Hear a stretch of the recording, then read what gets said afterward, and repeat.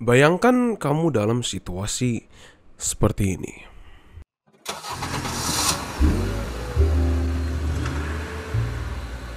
Kamu sedang jalan pulang dari hari kerja yang melelahkan.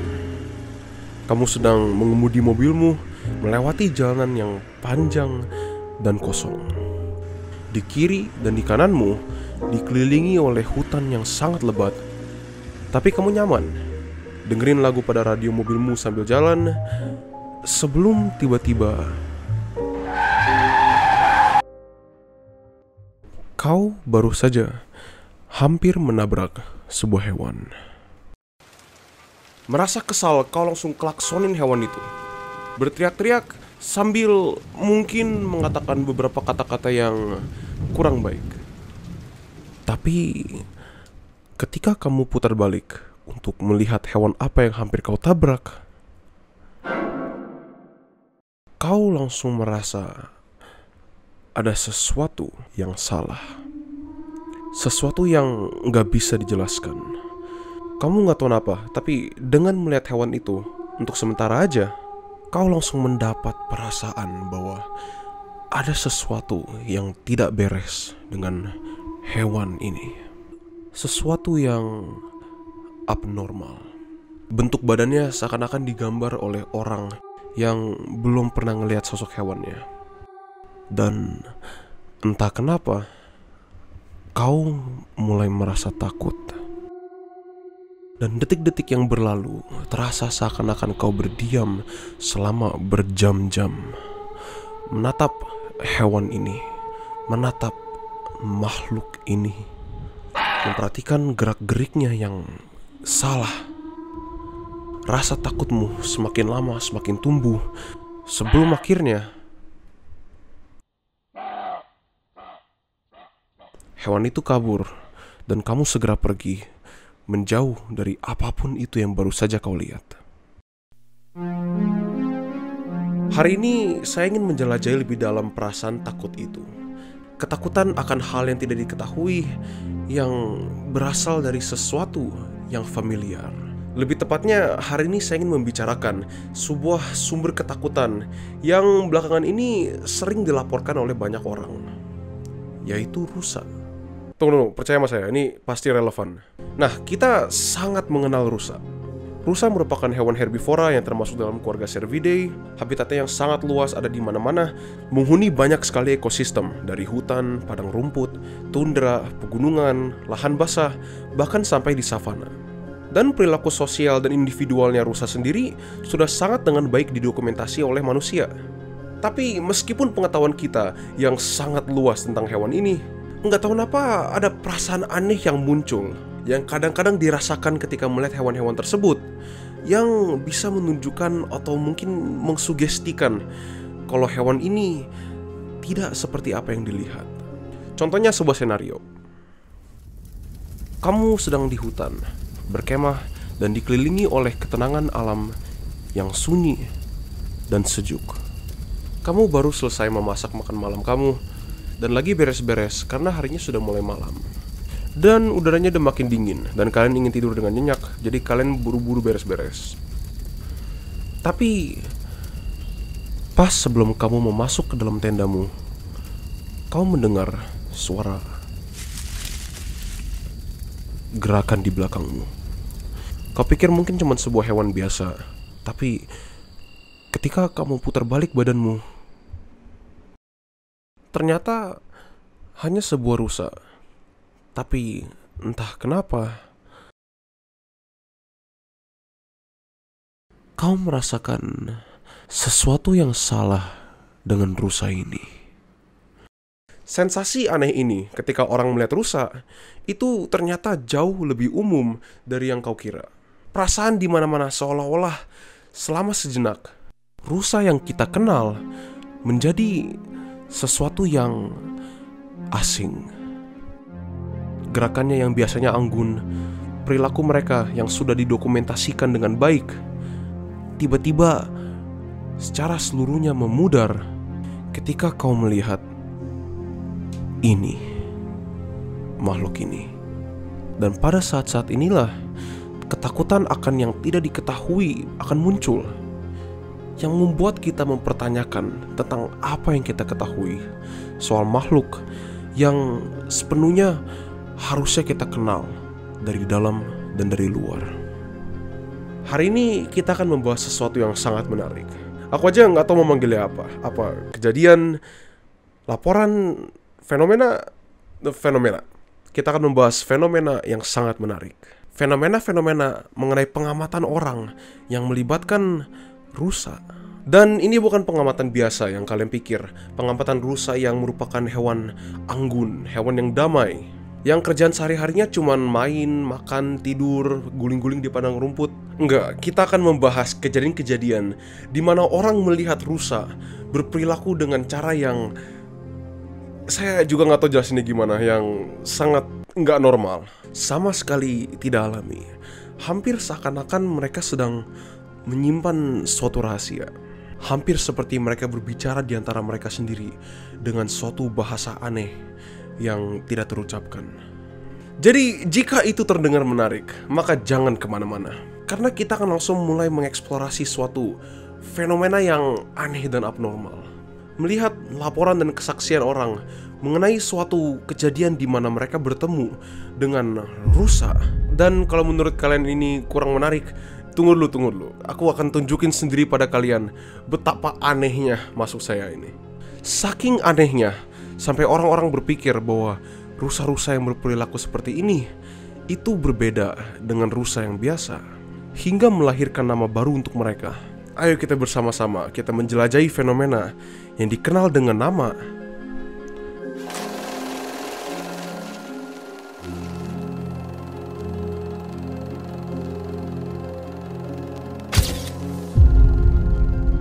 not deer. Secara sederhananya, not deer adalah sebuah makhluk yang juga merupakan sebuah kriptid, yaitu sebuah makhluk yang dirumorkan ada.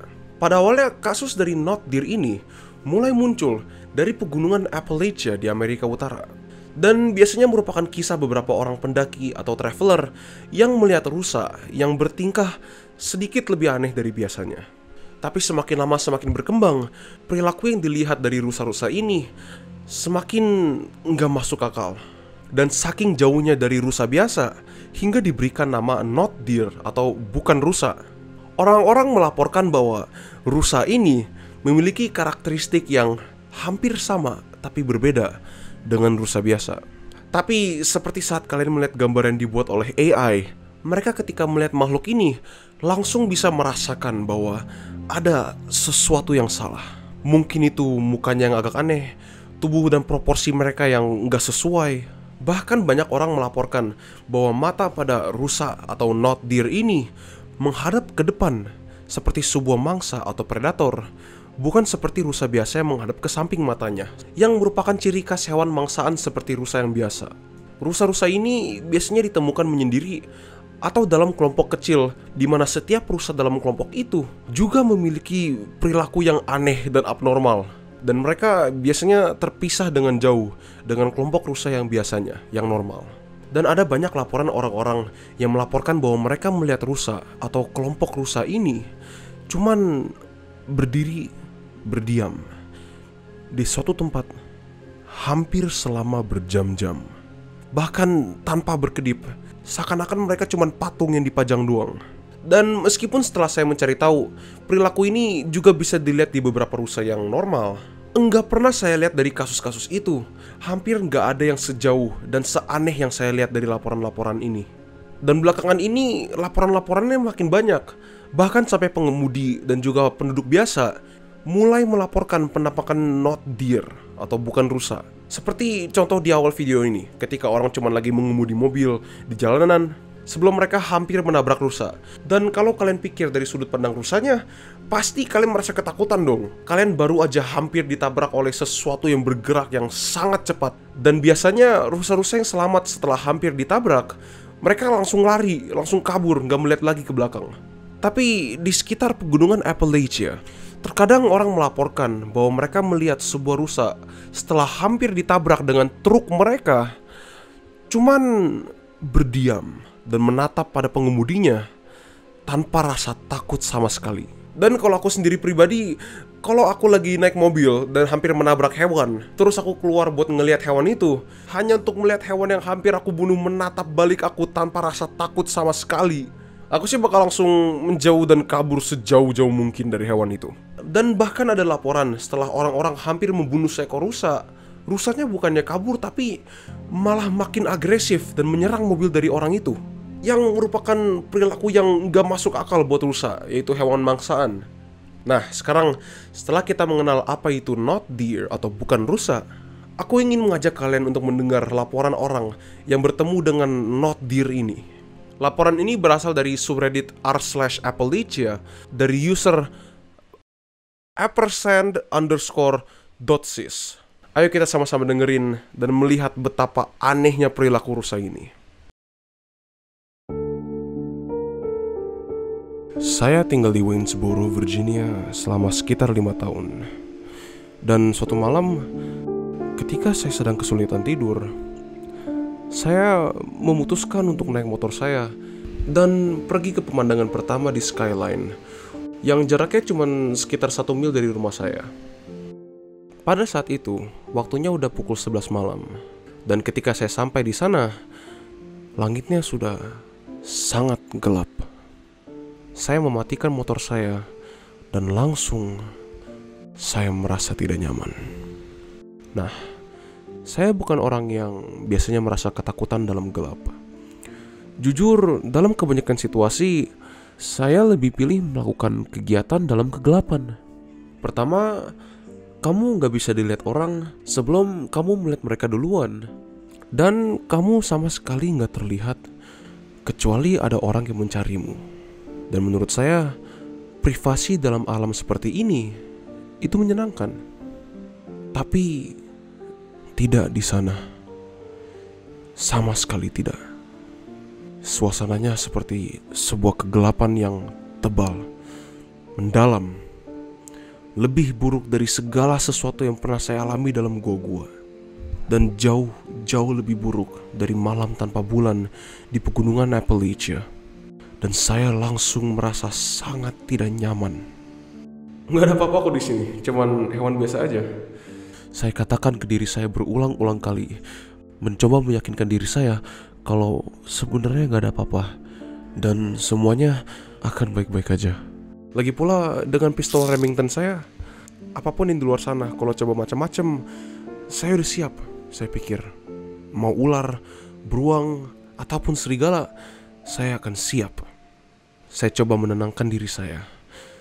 Jadi saya di situ, duduk di kegelapan, bersandar di sepeda motor saya untuk sementara waktu, sambil melihat pemandangan, yaitu sedikit lampu pegunungan yang bisa saya lihat di bawah lembah. Tapi bahkan sebelum 10 menit, saya langsung dapat merasakan sesuatu yang salah terasa di bulu kuduk saya. Dan meskipun saya hanya menghabiskan 27 bulan berperang di Irak, saya dapat mengingat perasaan itu dengan sangat baik. Perasaan bahwa saya sedang dipantau. Seakan-akan sesuatu yang buruk, sangat buruk akan terjadi. Ini adalah perasaan yang sama yang saya rasakan sebelum serangan musuh datang atau sebelum mulainya peperangan pertembakan. Saya sama sekali bukan peramal atau apapun, tapi hal ini memang perasaan umum yang sering dirasakan oleh veteran-veteran perang. Tanyain aja pada mereka dan kamu bisa tahu kalau mereka bisa merasakan mata-mata yang memantau mereka. Pemandangan depan saya merupakan tebing curam, sehingga saya nggak terlalu khawatir tentang sesuatu yang muncul dari arah itu. Tapi belakang saya terdapat sisi gunung yang begitu luas dan ditutupi oleh hutan-hutan yang lebat tak terkendali.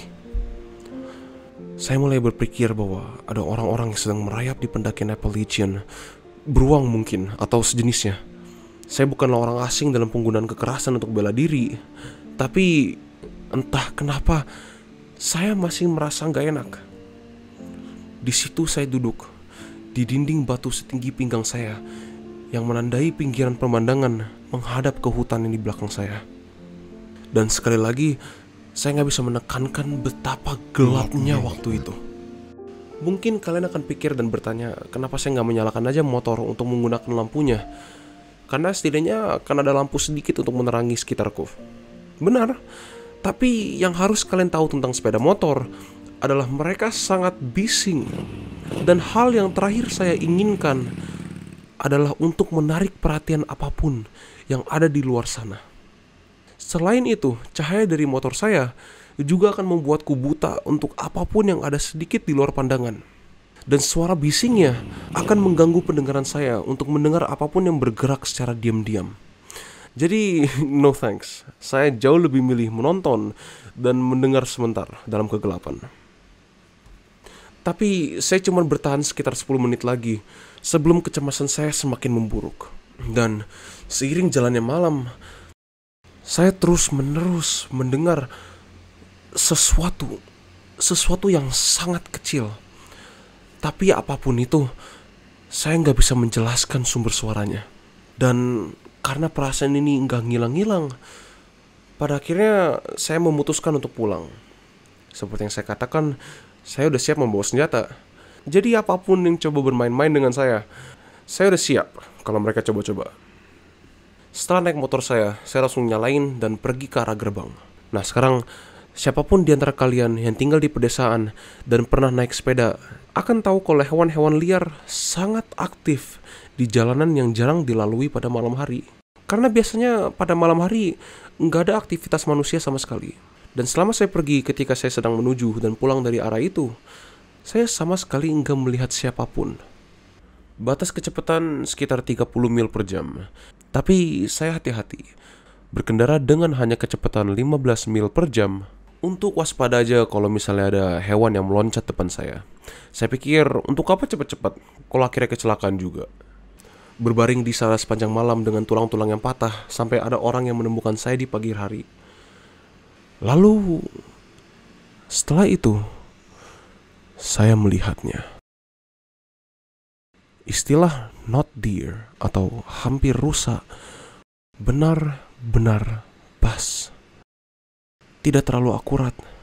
Ini berbentuk seakan-akan rusa yang digambar oleh seseorang yang belum pernah melihat rusa. Dia itu berdiri di sekitar sisi kiri jalan. Dan saya melihat mata itu jauh sebelum lampu sorot saya menyinari sepenuhnya. Bentuknya besar.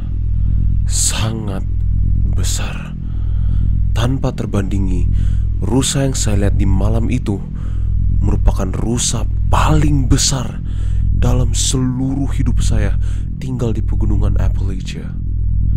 Dan ketidakadanya tanduk di pala rusa itu menandakan bahwa rusa ini masih anak kecil. Kepalanya hampir menyerupai sebuah bovine, tapi dipasang dalam bingkai rusa. Selain itu, proporsinya juga salah. Kaki-kakinya terlihat terlalu panjang jika dibandingkan terhadap tubuhnya. Coba kalian pikirin proporsi kakinya serigala. Pada saat ini, saya tidak terlalu panik. Meskipun saya selalu merasa nggak nyaman melihat hewan-hewan liar yang cacat, saya nggak merasa takut dengan mereka. Tapi sayangnya, saya harus berusaha membuatnya kabur, atau saya harus beresiko mendekatinya. Karena saya sama sekali nggak mau melakukan perjalanan jauh, memutar 30 km ke arah gerbang lain pada tengah malam. Dan saya juga sama sekali nggak mau mendekati makhluk itu. Karena selain beresiko ia berlari dan menyeruduk motor saya emang nggak mau mendekatinya aja. Jadi saya berhenti, memarkirkan motor saya sekitar 10 meter darinya sebelum saya mencoba menakutinya. Pertama, saya nyalain senter saya ke atas, ke bawah, dan ke mukanya. Gak ada reaksi. Saya nyalain mesin motor saya. Gak ada reaksi. Saya menekan klakson. Gak ada reaksi. Dan akhirnya saya turun dari motor saya, membiarkan motor saya nyala, dan berteriak-teriak pada makhluk itu dengan sekencang-kencangnya suara saya. Dan lagi, nggak ada reaksi. Akhirnya saya pergi ke sisi jalan untuk mengambil sebuah batu yang bisa dilempar ke arah rusa itu dan berharap bisa menakutinya. Tapi tepat setelah saya melewati jalanan, rusa ini langsung menaikkan kaki belakangnya. Saya langsung terdiam dan membeku.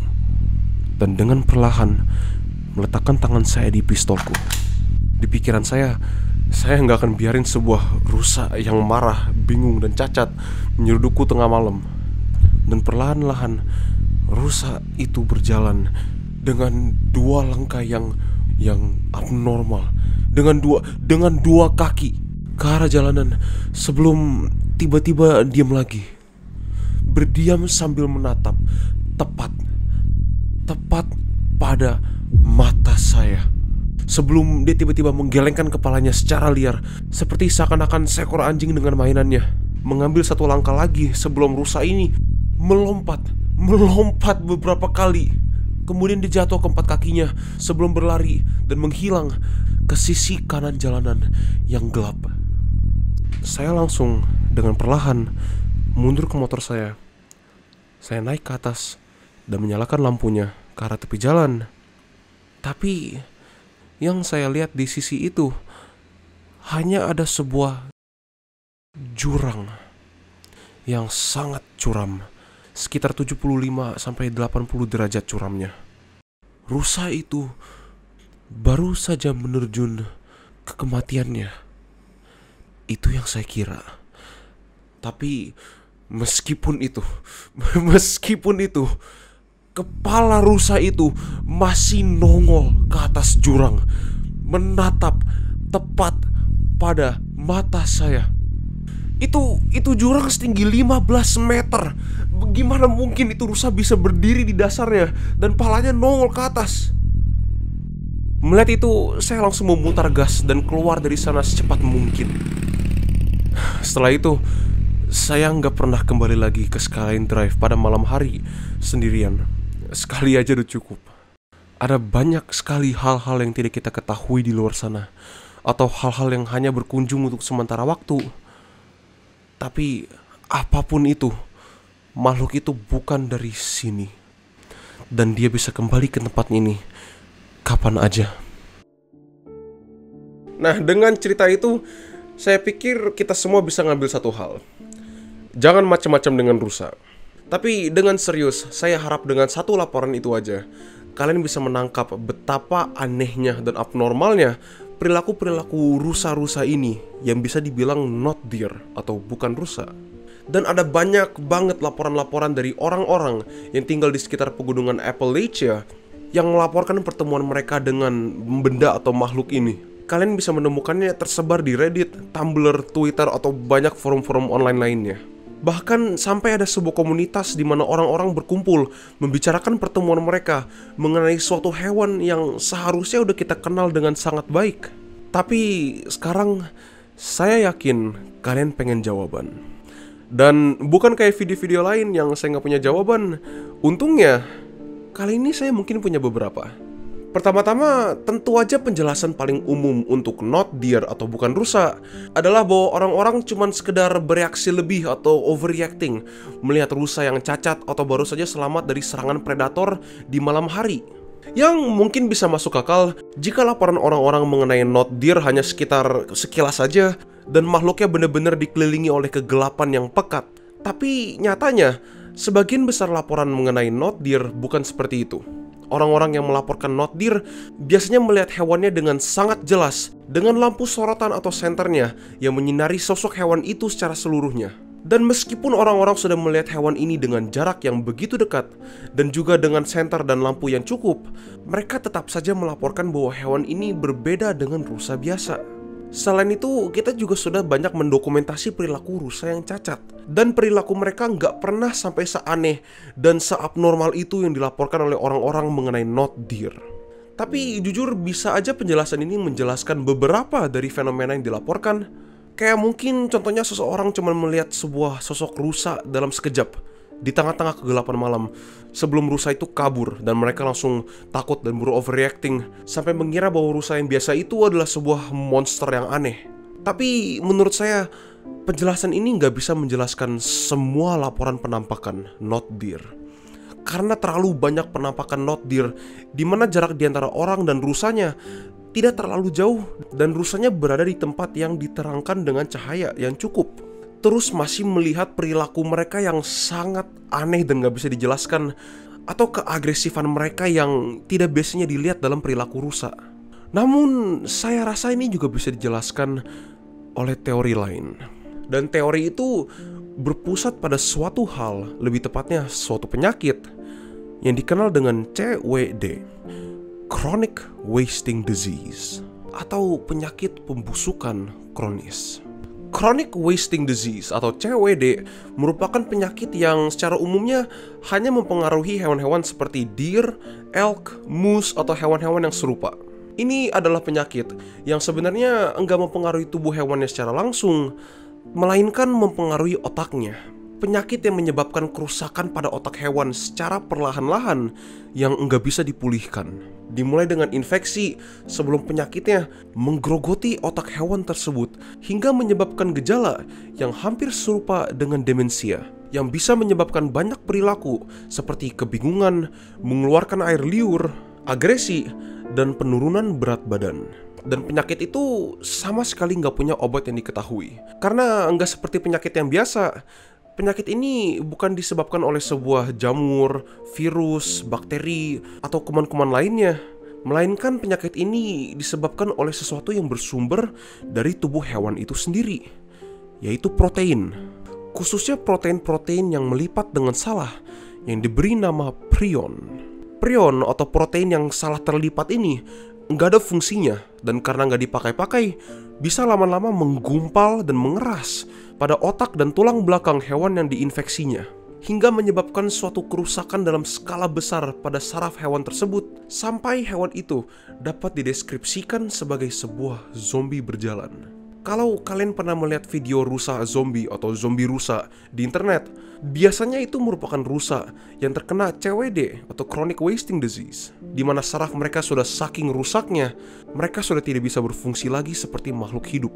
Dan sebelum kalian takut, satu poin yang ingin saya tambahkan, meskipun prion-prion ini bisa menular ke hewan-hewan lain dengan spesies yang sama, setahu saya hewan yang spesiesnya berbeda nggak bisa terjangkit prion ini. Dengan kata lain, untuk sekarang, kita manusia masih aman. Tapi, ada penyakit untuk manusia yang serupa dengan CWD atau Chronic Wasting Disease, yaitu disebut CJD atau Creutzfeldt-Jakob's Disease. Dan seperti CWD, penyakit ini 100% fatal dan akan secara perlahan membunuhmu dan tidak bisa dideteksi sebelum sudah terlambat. Dan sama seperti CWD, Creutzfeldt-Jakob's Disease sama sekali nggak ada obatnya. Ditambah lagi, prion-prion manusia ini bisa ditular ke manusia lain. Dan meskipun itu terdengar sangat mengerikan, CJD merupakan topik yang sangat besar yang mungkin saya akan bahas di video lain. Tapi untuk sekarang, Creutzfeldt-Jakob Disease merupakan penyakit yang sama dan serupa dengan CWD, tapi untuk manusia. Kembali ke topik, menurut saya, Chronic Wasting Disease merupakan penjelasan yang cukup masuk akal untuk menjelaskan fenomena not deer atau bukan rusa ini. Bagaimana? Coba kita lihat karakteristik not deer itu apa aja. Mereka terlihat hampir seperti rusa normal yang proporsinya kurang sesuai. Mereka sangat agresif dan sama sekali nggak ada rasa takut pada manusia atau hal-hal lain yang biasanya menakuti rusa. Perilaku mereka sangat aneh dan abnormal. Dan laporan-laporannya biasanya melaporkan bahwa not deer itu sangat besar ukurannya. Hampir semua karakteristik tadi merupakan gejala dari Chronic Wasting Disease atau CWD. Namun, pasti kalian sadar kalau ada satu ketidaksesuaian, yaitu poin terakhir, bahwa not deer biasanya dilihat dengan ukuran yang jauh lebih besar dari rusa biasa. Sedangkan Chronic Wasting Disease biasanya menyebabkan keturunan berat badan yang sangat drastis pada hewan yang dipengaruhinya. Meskipun pada awal ini kurang masuk akal, saya mungkin bisa menjelaskan. Penjelasan dari saya adalah karena sebagian besar penampakan mengenai not deer ini terjadi pada malam hari dan kurang cahaya. Dan karena not deer ini biasanya ditemukan di daerah-daerah yang bukan cuma ada rusa, tapi ada hewan-hewan lain seperti elk, moose, atau lainnya. Bisa aja penampakan not deer yang lebih besar dari biasanya adalah hewan lain yang emang lebih besar, tapi terkena Chronic Wasting Disease atau CWD, kehilangan berat badan mereka dengan sangat drastis hingga badannya menyusut jadi kecil, sehingga orang-orang melihat mereka bukan sebagai sebuah moose atau sebuah elk yang sedang sakit, tapi sebuah rusa yang sangat besar. Karena mau sekecil-kecilnya moose atau deer ketika mereka terkena chronic wasting disease, mereka masih jauh lebih besar dari ukuran rusa yang biasa. Jadi pada akhirnya, saya rasa bahwa fenomena not deer ini dan sebagian besar dari penampakannya dapat dijelaskan oleh beberapa faktor yang bercampur, terutama kelahiran yang cacat, suatu ketidakstabilan mental dari hewannya, dan penyakit-penyakit seperti chronic wasting disease. Menurut saya bisa menjelaskan sebagian besar dari laporan dan penampakan dari not deer yang dilaporkan oleh orang-orang. Kecuali hal-hal yang benar-benar nggak mungkin dan sangat membingungkan, seperti cerita tadi di mana rusanya berdiri di bawah tebing yang setinggi 15 meter. Yang mungkin benar atau tidaknya, itu saya biarkan untuk kalian yang menentukan. Jangan salah paham, saya bukan di sini untuk menyuruh orang berpikir seperti apa. Saya hanya sekedar membagi pendapat saya tentang apa yang menurut saya bisa menjelaskan apa itu not deer. Dan dengan itu, saya ingin berterima kasih pada kalian yang sudah menonton sampai sini.